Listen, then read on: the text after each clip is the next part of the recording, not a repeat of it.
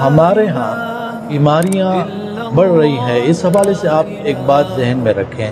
چاہیے تو یہ تھا کہ زیادہ زور اس بات پہ دیا جاتا کہ کیا وہ طریقے ہوں گے جس کو اختیار کر کے آپ بیماری سے بچو گے۔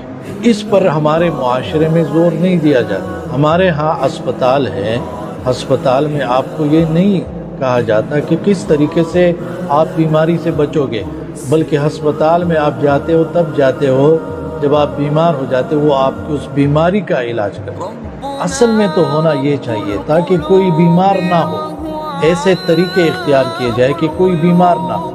اسی طرح جیلیں ہیں ہمارے معاشرے میں، تو جیل میں وہ شخص جاتا ہے وہ جرم کرتا ہے، پکڑا جاتا ہے، اس کو سزا عدالت کی طرف سے مل جاتی ہے اور وہ جیل چلا جاتا ہے۔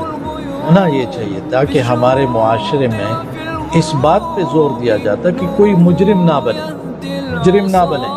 تو اصل کام وہ یہ ہے کہ ایک انسان کی صحت قائم رہے، ایک انسان جو ہے بیمار نہ ہو، ایک انسان اپنے لیے اور دوسروں کے لیے فائدہ مند ہو اور معاشرے کے لیے نقصان دہ نہ بنے۔ لیکن آپ دیکھتے ہیں کہ ہوتا ایسا نہیں ہمارے معاشرے میں کہ اس بات پہ زور دیا جائے کہ ایسے طریقے اختیار کیے جائے جس سے لوگ بیمار نہ ہوں، اسپتالوں کی ضرورت ہی نہ پڑے، ایسے طریقے اختیار کیے جائے کہ لوگ مجرم نہ بنے، جیلوں کی ضرورت ہی نہ پڑے۔